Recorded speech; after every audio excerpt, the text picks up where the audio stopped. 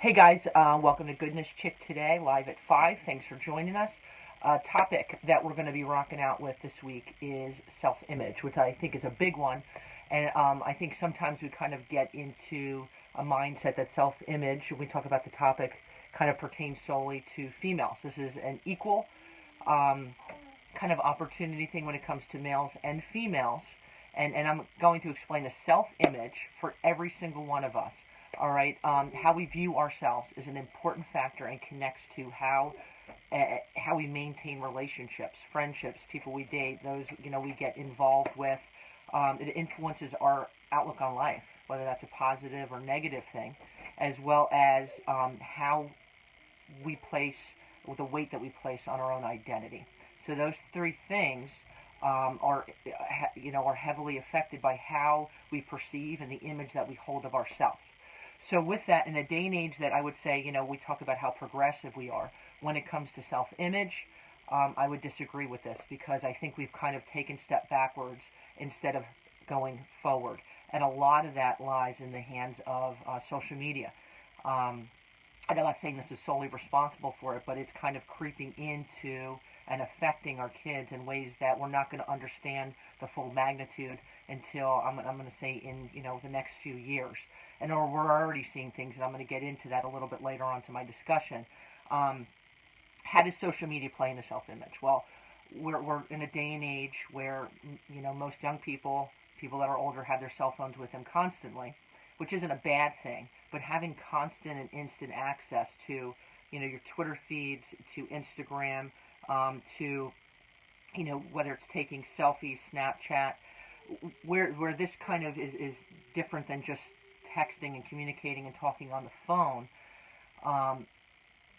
It's constant display of what isn't always real and authentic.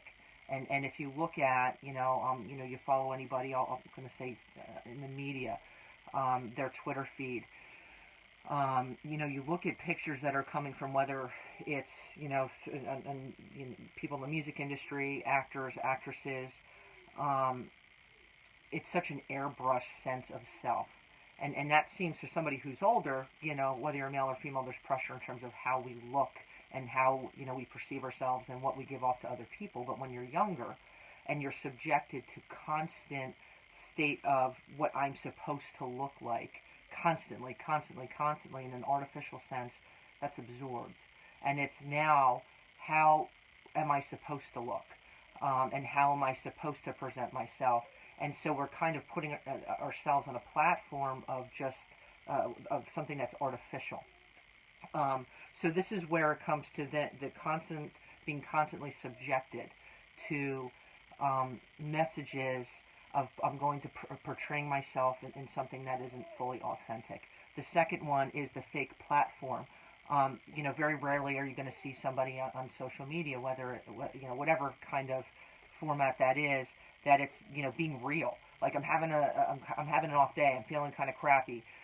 It's this I'm capturing myself in the moment, whether I'm hanging with friends or I'm in my room or I'm at school in the hallway, and it's this sense of constant 24/7. Everything's great and everything's awesome. Well, in the real world,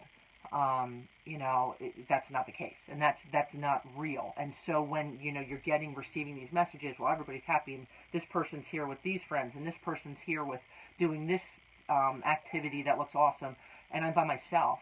It's now I'm comparing and contrasting myself to other people, and then with that, detracting from how I see and value myself. So my self-image is being affected by that. So the third one that we're going to get into is the mental health implications. And you might think, well, how does this play into mental health? Well, I'm going to tell you, as time goes on, it is only going to increase when it comes to documented cases of young people.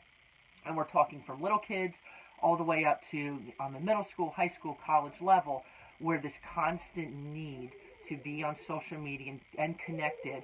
And if I don't, and how I view myself is kind of entwined to that, this is where anxiety, depression, okay, and having issues just being able to communicate with other human beings, all right, because your self-image has been kind of skewed, it's all affected and all rolls into one.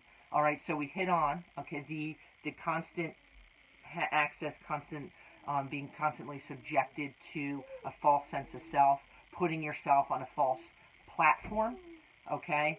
And then the last one being the mental health implications. And I'm not saying if you are taking selfies and if you have Snapchat account that your self-image is distorted. That's not what I'm saying. But what I am saying is for a young person whose brain is not fully developed, and for a young person to be constantly subjected with a false sense of what my self-image is supposed to look like.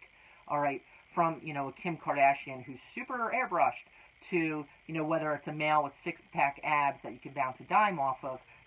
The human body, we're all made differently, okay? God made us all different for a reason, and when we compare and contrast and try to mold ourselves into something we're not, holy moly, that sets our kids up for having not only distorted self-image, but the offshoots of that come with that, with depression, with self-harm, with kind of ostracizing yourselves from other people, and addiction, and all these different things.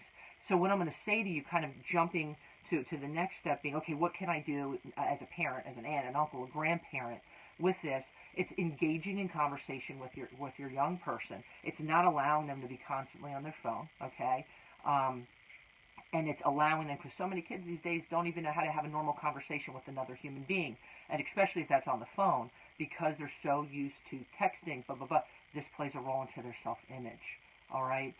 And as a parent, as a guardian, as somebody, an older person that's in that teenager's life, don't get fixated on the physical, okay? You can tell your kid, you're beautiful, you're this, you're that, but if everything is focused on the exterior, the outer shell, then we're built on a very shallow, one-dimensional format.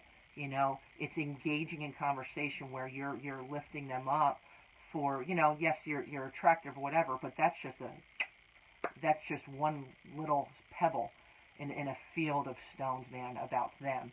And when they get that message that I'm awesome, and all these other the facets of my life, and yeah, my outfit's cute or whatever, but me internally outweighs the external. And that's a big one to kind of convey to our kids, because to me, character and the interior lasts so much longer than the exterior. Okay, we all age, and at 15, 16, 17, that's hard to grasp because beauty is fleeting. And the interior, man, you're stuck with yourself forever. And that can be a beautiful journey, or that could be a gut-wrenching journey. And so what I'm going to convey to you is have these conversations with your kids, and do not let them just become social media dependent in terms of their ability to communicate and dependent on this is what defines me.